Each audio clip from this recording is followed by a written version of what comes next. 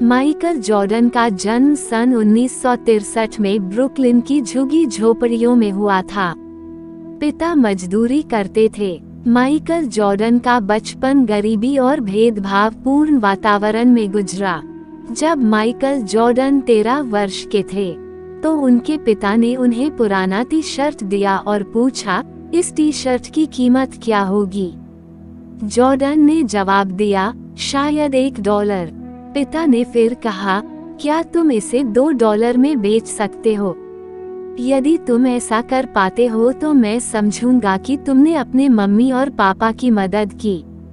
Jordan ने सिर हिलाया और बोला, मैं कोशिश करूंगा। जॉर्डन ने टी शर्ट को सावधानी से धोया और फिर धूप में सूखने के लिए डाल दिया। अगले दिन वो टी शर्ट को बेचने के लिए एक व्यस्त स्टेशन पर गया। वहाँ 6 घंटे से अधिक समय तक बेचने की कोशिश की। अंत में जॉर्डन टी शर्ट बेचने में कामयाब रहा। अब उसने $2 लिए और घर भाग गया। उसके बाद हर दिन वह इस्तेमाल किए गए कपड़ों की तलाश करता था, फिर भीड़ में निकल जाता था और बेच देता था। 10 दिन से अधिक समय बीतने पर उनके पिता ने उन्हें एक बार फिर से इस्तेमाल किया हुआ कपड़ा दिया और कहा, तुम्हें क्या लगता है कि इन कपड़ों को $20 तक कैसे बेचा जाए? जॉर्डन ने कहा, ये कैसे संभव है? ये कपड़ा तो केवल $2 लायक है। उसके पिता ने फिर से प्रेरित करते हुए कहा, तुम एक बार आजमा कर क्यों नहीं देखते? कुछ न कुछ रास्ता तो होना ही चाहिए। आखिर में माइकल जॉर्डन को एक आइडिया आया। उसने अपने चचेरे भाई से उस कपड़े पर डोनाल्ड डक और शरारती मिकी माउस का फोटो बनवा लिया।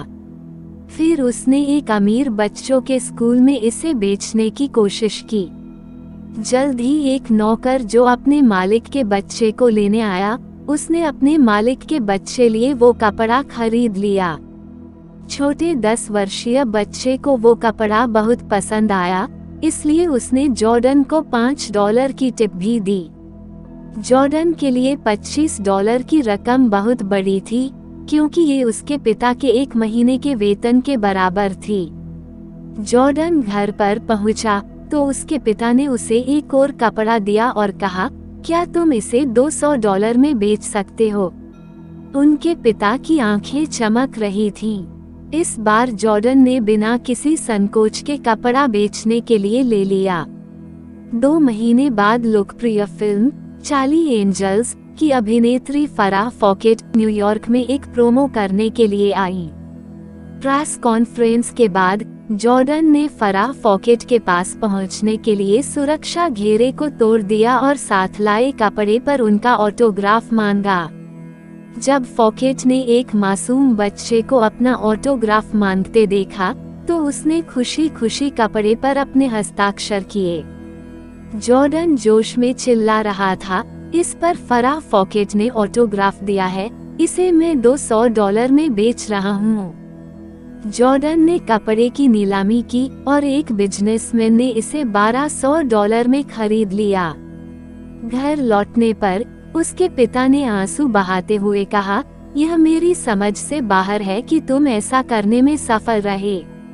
मेरे बच्चे, तुम बहुत महान हैं। उस रात जॉर्डन अपने पिता के साथ सोया। सोते हुए पिता ने पूछा, बेटे, तुमको जो 3 कपड़े मैंने दिए हैं, उनको बेचने का अनुभव क्या रहा? जॉर्डन ने भावुक होकर उत्तर दिया, जो दिमाग सोच सकता है, उस तक पहुंचने का रास्ता भी कहीं न कहीं जरूर होता है। उसके पिता ने सिर हिलाया और कहा, तुम जो कह रहे हो वह सही है। मैं तुमको ये बताना चाहता था कि $1 के लायक कपड़े की कीमत भी हजारों डॉलर में हो सकती है।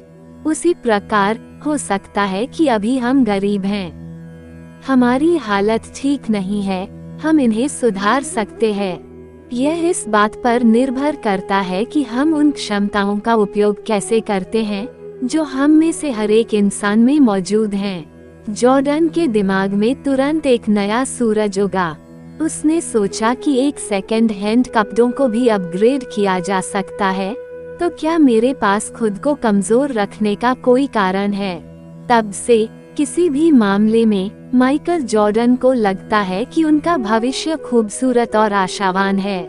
उन्होंने अपनी क्षमता का भरपूर सम्मान किया। वह दुनिया के सर्वश्रेष्ठ बास्केटबॉल खिलाड़ियों में से एक बन गए और सबसे अमीर एथलीटों में से एक बन गए।